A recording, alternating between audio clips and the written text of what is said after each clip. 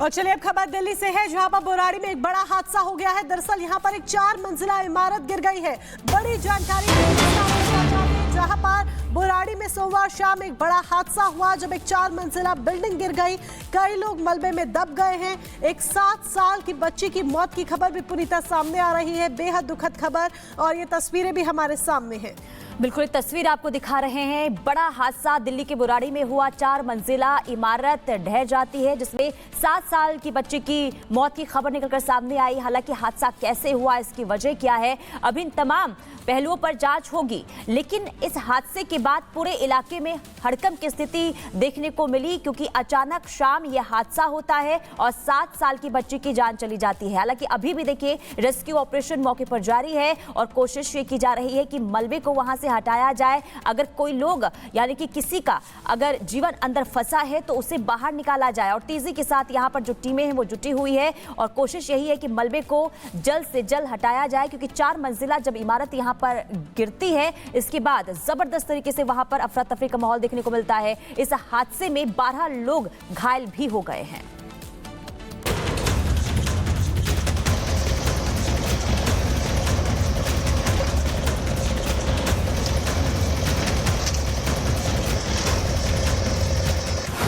दिल्ली में बड़ा हादसा, भरभरा कर ढही 4 मंजिला इमारत, मलबे में दबे कई लोग। यह दिल्ली का बुराड़ी इलाका है। यहां पड़ा मलबा और जारी रेस्क्यू देखकर आप अंदाजा लगा सकते हैं कि हादसा कितना भयंकर हुआ है। जानकारी के मुताबिक सोमवार शाम करीब 7 बजे यह निर्माणाधीन बिल्डिंग ताश के पत्तों की तरह भरभरा कर जमींदोज हो गई।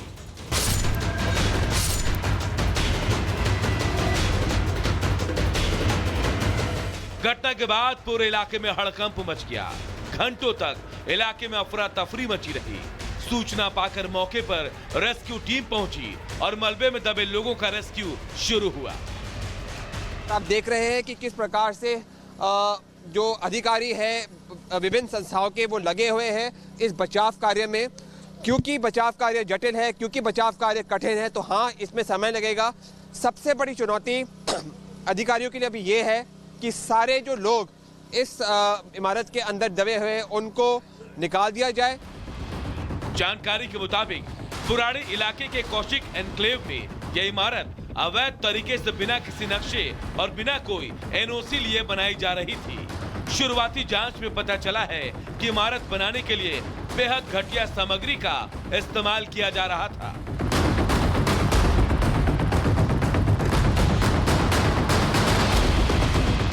हादसे की जानकारी के बाद बीजेपी सांसद मनोज तिवारी रात के करीब 2 बजे मौके पर पहुंच गए और स्थानीय लोगों से हादसे की जानकारी ली।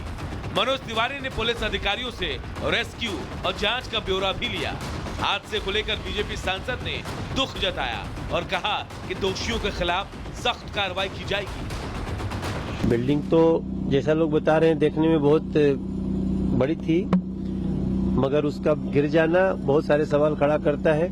जैसे रिपोर्ट आगे आएगी हम शेयर करेंगे। जो दोषी होगा उसको तो बख्शा नहीं जाएगा, मगर पहले जो घायल है उनको ठीक किया जाए।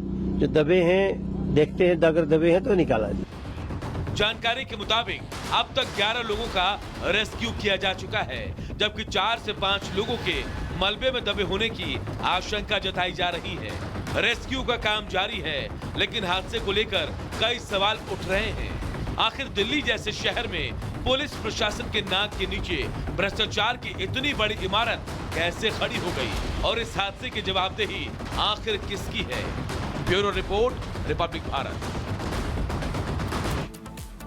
चलिए आगे बढ़ते हैं और अब बात कर लेते हैं दिल्ली के चुनावी दंगल की, क्योंकि आज गृह मंत्री अमित शाह पहुंचने वाले हैं दिल्ली। दिल्ली में आज गृह मंत्री अमित शाह तैयारियां करने वाले हैं। तो जैसे जैसे मतदान की घड़ी नजदीक आ रही है, तमाम दल चुनावी प्रचार को धार देते हुए नजर आ रहे हैं। और आज दिल्ली में गृह मंत्री अमित शाह गरजेंगे, कस्तूरबा नगर, कालकाजी में चुनाव प्रचार करेंगे, बदरपुर में भी चुनावी जनसभा को संबोधित करेंगे अमित शाह। इसके अलावा दिल्ली में आज सीएम योगी आदित्यनाथ भी 3 जनसभा को संबोधित करने वाले हैं। मंगोलपुरी, विकासपुरी और राजेंद्र नगर में रैली करेंगे उत्तर प्रदेश के मुख्यमंत्री योगी आदित्यनाथ। तो अब काफी कम समय रह गया है मतदान के लिए। दिल्ली में विधानसभा चुनाव होना है और तमाम दलों की तरफ से पूरी तैयारियां इस वक्त की जा रही है। और बीजेपी भी एक बार फिर से यानी कि 27 साल का सूखा खत्म करने के लिए तमाम कोशिशें करने में जुटी हुई है।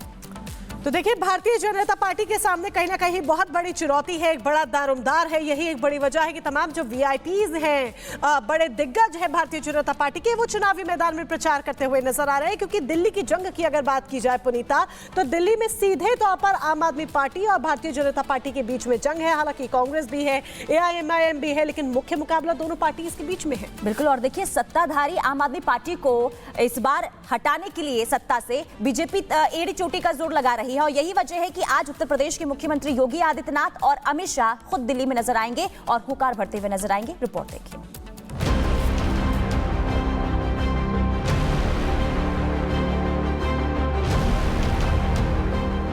दिल्ली में चुनावी प्रचार, शाह योगी की ललकार।